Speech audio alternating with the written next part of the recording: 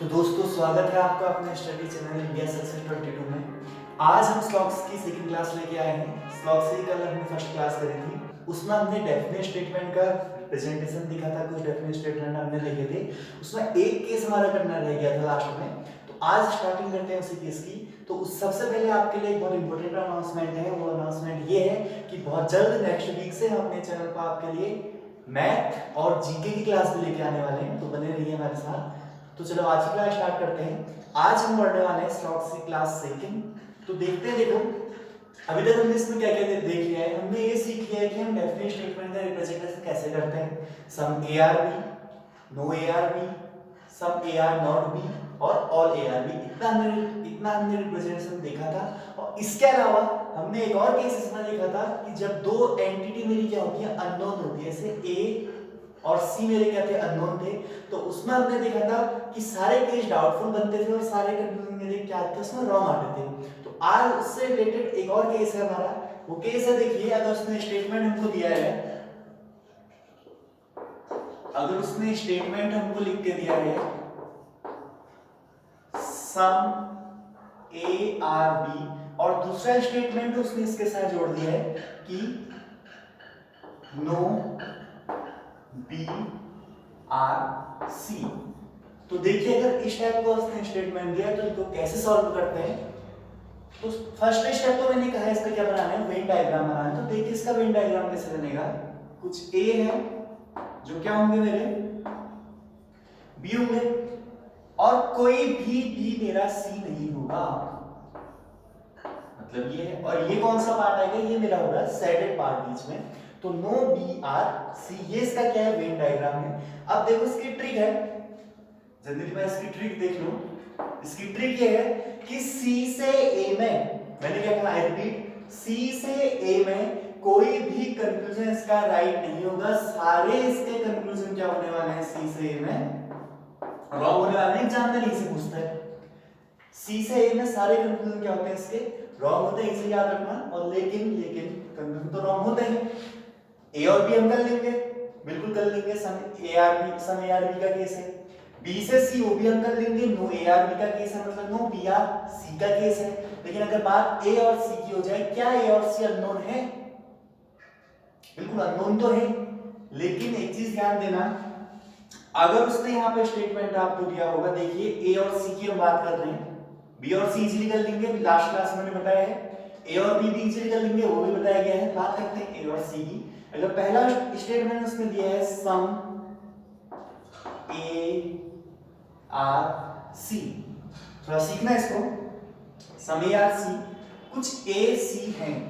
देखो जो part A का बी में है वो तो डाउटफुल केस है, सॉरी जो ए का कुछ पार्ट बी में है वो तो कभी सी हो नहीं सकता, क्योंकि कोई भी बी सी नहीं है। लेकिन जो रिमेनिंग पार्ट है मेरा ए का रह गया, ये किसमें आ रहा है, डाउटफुल केस आ रहा है। और मैंने कहा है रियल में अगर कोई भी डाउटफुल केस आता है तो कंक्लूजन क्या होता है, हमेशा रॉन्ग होता है। उसके अलावा उसने दिया है ऑल ए आर सी। अब देखो भाई, सारे ए तो सी हो नहीं सकते, क्योंकि वो वाले ए जो बी है वो कभी सी नहीं हो सकते, मतलब ये पार्ट तो सी हो नहीं सकता, तो ऑल तो आ नहीं सकता सी, ये भी क्या होने वाला है, रॉन्ग होने वाला है। इसके अलावा लास्ट एक केस जो मेरा बनता है इसमें, देखो some all no A are C, कोई भी ए सी नहीं है, ऐसे तो कोई उसने बात ही नहीं करी। वो तो सिर्फ ये कह रहा है कि जो पार्ट ए का बी में गया वो सी नहीं हो सकता, इसका मतलब ये भी रॉन्ग है। और लास्ट इसमें याद रखना, इसमें सिर्फ एक स्टेटमेंट सही होता है और वो है सम ए आर नॉट सी। ठीक है, ये क्या हो जाएगा, हमेशा सही हो जाएगा। ये राइट क्यों होगा, क्योंकि जो पार्ट ए का बी में गया है वो कभी सी नहीं हो सकता, इसलिए some A are not C. I hope समझ में आया होगा। ये एग्जाम के लिए बहुत ज्यादा इंपॉर्टेंट है स्टेटमेंट, आप देखिएगा यहाँ से एग्जाम में अगर आएगा क्वेश्चन तो यहाँ से पूछता है। और उसके क्वेश्चन में ये वाला पार्ट इन्वॉल्व रहता ही रहता है, क्योंकि एग्जामिनर को मालूम है मैक्सिमम बच्चे इसका आंसर रॉन्ग लगा के आएंगे। तो ये रह गया था हमारा एक पार्ट करना। और इसके अलावा अब देखते हैं, देखो कि इनको अप्लाई कैसे करना है। अभी तक तो हमने सीख लिए, देखो सारे केस मैक्सिमम डेफिनेट स्टेटमेंट के हमने मैक्सिमम केस सीख लिए हैं। इसमें सिर्फ एक केस बताना रह गया, इधर और का केस रह गया है बताना, नीदर नॉट का। ठीक, तो पहले देखते हैं, देखो अगर उसने क्वेश्चन हमको दिया है, कुछ क्वेश्चन करते हैं देखो इसके पहले, जो हमने आज तक सीखा है, लास्ट क्लास में सीखा था, और जो अभी सीख लिया उनको कुछ क्वेश्चन अप्लाई करते हैं कि कैसे उनको अप्लाई करना है फॉर्मूला को।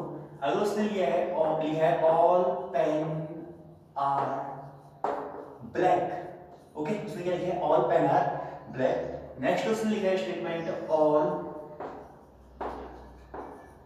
ब्लैक आर येलो, ठीक। अगर उसने ये दो स्टेटमेंट लिखे हैं, और लास्ट चलो एक और देख लेते हैं, एक उसने और लिया है कि ऑल येलो आर ब्लू, ठीक है, और येलो आर ब्लू। ये क्या है, ये मेरे सारे स्टेटमेंट दिए हैं उसने, और वो कंक्लूजन पूछ रहा है। अब देखो कंक्लूजन वो पूछ रहा है, लेकिन पहला काम हमको क्या करना है, तुरंत इसके हम क्या बना लेंगे, वेन डायग्राम बना लेंगे। और कैसे बनेंगे देखिए, समझिए, पेन है, सारे पेन क्या है, ब्लैक है। आपको कुछ याद आ रहा होगा, मैंने लास्ट क्लास में बताया था ऑल ए आर बी का केस, some all pen are black और ऑल ब्लैक आर येलो, बिल्कुल सही, और ब्लैक आर येलो भी है। और लास्ट उसने दिया है ऑल येलो आर ब्लू, अरे बहुत बढ़िया, ऑल येलो आर ब्लू, ठीक है, ऑल येलो आर ब्लू। तो देखो अब वो कंक्लूजन हमसे पूछ रहा है, some yellow are not pen, और वो पूछ रहे हैं all blue are pen, no black is blue. अब देखो तीन उसने दिए हैं, बस बेसिक सा एग्जांपल दिखा रहा हूं मैं ये। अब मैंने ट्रिक बताई थी इसकी, देखो अगर आप इसको सॉल्व करने में आओ तो काफी टाइम लग जाएगा। मैंने ट्रिक आपको बताई थी, ट्रिक मैंने क्या बताई थी, ट्रिक ये बताई थी कि अंदर से बाहर की ओर सिर्फ दो ही स्टेटमेंट सही होते हैं, वो होते हैं ऑल और सम के, जबकि बाहर से अंदर की ओर सिर्फ एक स्टेटमेंट सही होता है, और वो कौन सा होता है, वो होता है सम का। तो देखो some yellow are not pen, some not कुछ भी नहीं है, येलो है यहाँ, पेन कहाँ है, इसके अंदर, पेन येलो भी कहाँ है, अंदर है। और मैंने कहा क्या कहा है, बाहर से अंदर की ओर को सिर्फ एक सही होता है, सम, लेकिन क्या है, सम नॉट का आंसर ब्लू कलर। और ब्लू आर पेन, ब्लू भी है, पेन भी है, पेन ब्लू के अंदर है, और मैंने पहले ही कहा है अंदर से बाहर की, बाहर से अंदर की ओर सिर्फ एक स्टेटमेंट सही होगा, और कौन सा होगा, सम वाला होगा, गलत है तो ऑल वाला है। और last time no black is blue, कोई भी ब्लैक ब्लू नहीं है, तो हो ही नहीं सकता, क्योंकि बात वही है, बाहर से अंदर की ओर कोई एक सही है, वो ऑल और सम वाला है। तो इस तरीके से इनको अप्लाई करना है ए और बी के फॉर्म में जो मैंने लिखाए थे, इनके हेल्प से आप बड़े से बड़े क्वेश्चन कोई भी सॉल्व कर सकते हैं। तो ये क्वेश्चन एक मेरे को आपको बताना था। और इसके अलावा अब देखते हैं, देखो थोड़ा सा इधर और का केस क्या है, इधर और का केस, इधर और का केस क्या है देखते हैं थोड़ा सा। देखो इधर और और इधर का,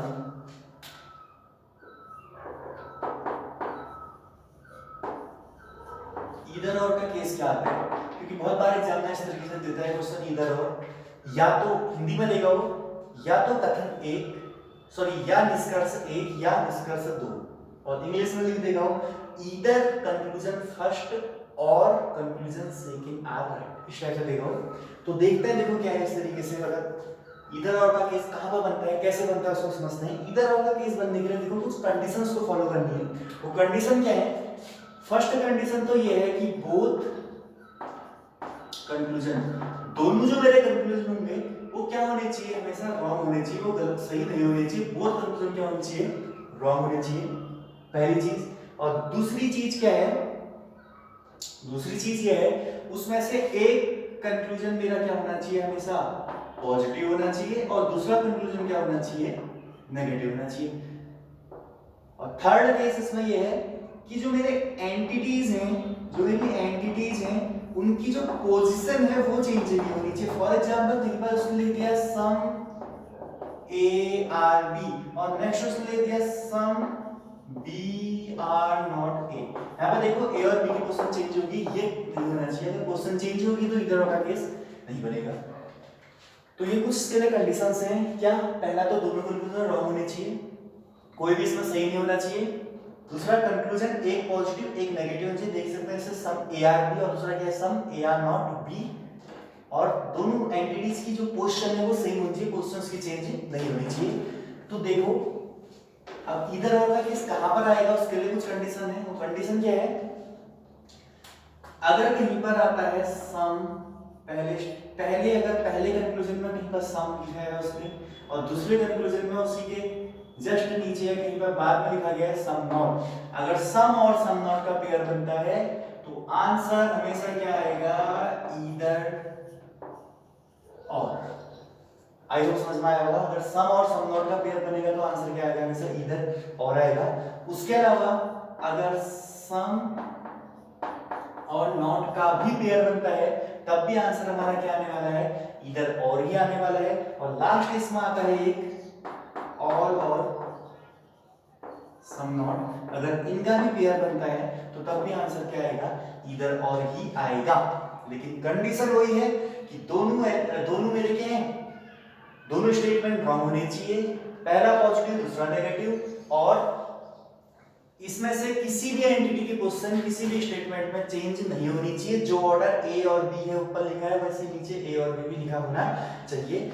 अगर फॉर एग्जांपल अब आप कहोगे कि सर ये ऑल और सम नॉट है, ऑल और नो का क्या हुआ, वो भी तो होता है ना, हमको पता है। ऑल और नो में हमेशा देखो आंसर क्या आता है, नीदर नॉर आ जाता है। याद रखना ऑल और नो में हमेशा नीदर नॉर आता है। और नीदर नॉर के लिए एक और कंडीशन मैं बता रहा हूं, वो कंडीशन क्या है देखिए नीदर नॉर के लिए, वो कंडीशन ये है ऑल और सम नॉट का ही पेयर आएगा, लेकिन अब की बार मेरी पोजीशन चेंज हो जाएगी एंटिटीज की, मतलब ए पहले आ जाएगा बी बाद में आएगा, बी पहले ए बाद में आएगा, उनकी एंटिटी पोजीशन अगर चेंज हो जाती है तो ये दो केस में बनता है नीदर नॉर, और ये तीन के पेयर में बनता है ईदर और। ये ट्रिक है, इसको समझिए, इसको अप्लाई कीजिएगा। फॉर एग्जांपल आई होप ये नोट कर लिया होगा आपने, मैं एक बेसिक सा एग्जांपल दे रहा हूं आपको। मैंने लिखा सम ए आर बी और सम बी आर सी, ठीक है। हमको पता है ए और बी दोनों अननोन है, ये चीज हमको पता है, ए और बी दोनों अननोन है, इनमें सारे कंक्लूजन क्या होंगे, रॉन्ग होंगे। ए और सी के बीच में सॉरी ए और सी अननोन है, ए और सी के सारे कंक्लूजन रॉन्ग होंगे। तो देखते हैं, देखो अगर इसमें पहला स्टेटमेंट इसने दिया है सम ए आर सी, हमने लास्ट क्लास में पढ़ा है ए और सी अननोन है, तो सम ए आर सी क्या होने वाला है, रॉन्ग होने वाला है, ठीक है, रॉन्ग है। नेक्स्ट उसने लिखा है सम ए आर नॉट सी। अब देखो अब चीज समझ में आएगी, समझ में क्या आएगी, ए और सी अननोन है, ये कंक्लूजन भी रॉन्ग होगा, लेकिन देखो समझो सम और सम नॉट का क्या बना है, यहाँ पे पेयर बना है। एंटिटीज की पोजीशन ए यहां भी पहले था, ए यहां भी पहले है, सी यहां बाद में था, सी यहां भी बाद में है, एक चीज फॉलो होगी। दूसरी चीज सम और सम नॉट का पेयर है, वो भी फॉलो होगा। एक पॉजिटिव स्टेटमेंट है, दूसरा नेगेटिव स्टेटमेंट है, ये भी फॉलो हो गया। तो हम तुरंत इसमें क्या लिख देंगे आंसर, ये कैसा पेयर है, ये है ईदर और का केस। आई होप आपको समझ में आया होगा कि ईदर और क्या है। फॉर एग्जांपल अगर उसने लिखा होता अगर उसने लिखा होता ऑल ए आर सी, तो सारे ए क्या हैं, सी हैं, तो आपको पता है ये तो क्या होना है, रॉन्ग है, अननोन है। उसके नीचे अगर उसने लिखा होता नो ए आर सी, ये भी क्या होता, रॉन्ग होता। ऑल और नो का पेयर है, इसका मतलब है कि आंसर क्या आने वाला है मेरा, नीदर नॉर। तो ईदर और का केस एग्जांपल ये रहा, नीदर नॉर का एग्जांपल इस तरीके से है। तो आई होप आपके समझ में आया होगा कि कैसे हमको कोरिलेट करना है ईदर और नीदर नॉर को। और इससे पहले हमने देखा था एक स्पेशल केस देखा था हमने कि जिसमें सम ए आर बी था और नो बी आर सी था, उसमें सिर्फ एक सही था स्टेटमेंट, वो था no some A are not C. तो इस तरीके से हमको रीजनिंग को पढ़ना है। तो आई होप आपको समझ में आया होगा डेफिनेट स्टेटमेंट का रिप्रेजेंटेशन। नेक्स्ट क्लास में हम देखने वाले हैं पॉसिबिलिटी का केस, की पॉसिबिलिटी के केस में वेन डायग्राम्स में रिप्रेजेंटेशन कैसे होता है, सिलोजिज्म को कैसे सॉल्व करते हैं, उसकी नेक्स्ट क्लास में हम देखेंगे रिवर्स सिलोजिज्म। और फिर हम करने वाले हैं इसके एग्जांपल, बहुत सारे एग्जांपल हैं, काफी एग्जांपल है, लास्ट ईयर आए हुए एग्जांपल हम करेंगे। 10 इयर्स एसएससी और रेलवे में जो एग्जांपल है मैं मेन फोकस पे करूंगा। वैसे बैंकिंग के तो पीओ और क्लर्क में काफी एग्जांपल आते हैं इसके, लेकिन एसएससी और क्योंकि देखो अक्टूबर नवंबर से सीईटी अगर अप्लाई हो गया तो उसके बाद मेन फोकस एसएससी का जो पैटर्न है आई होप वही फॉलो करेगा सीईटी भी, क्योंकि उसमें GK GS English math reasoning सभी आती है लगभग, तो उसके अकॉर्डिंग मैं बताऊंगा इसमें। तो बाकी आप अपनी तैयारी जारी रखिए, चैनल को लाइक कीजिए, सब्सक्राइब कीजिए, शेयर कीजिए और हमारे साथ बने रहिए। और जिसने लास्ट क्लास नहीं देखी है उसे देखना हो, बेसिक है बिल्कुल। तो हाँ, और एक इम्पोर्टेंट अनाउंसमेंट जो मैंने पहले कर दिया है, फिर से रिपीट करता हूँ, नेक्स्ट वीक से हम अपने चैनल पे मैथ और जीके की भी क्लास लाने वाले हैं। बिल्कुल बेसिक से पढ़ाएंगे उसको, और वही पढ़ेंगे जो एग्जाम में आया हुआ है, उसका पूरा बेसिक देखेंगे और अच्छे से पढ़ेंगे उसको। बाकी आप लोग हमारे साथ बने रहिए। थैंक यू, धन्यवाद।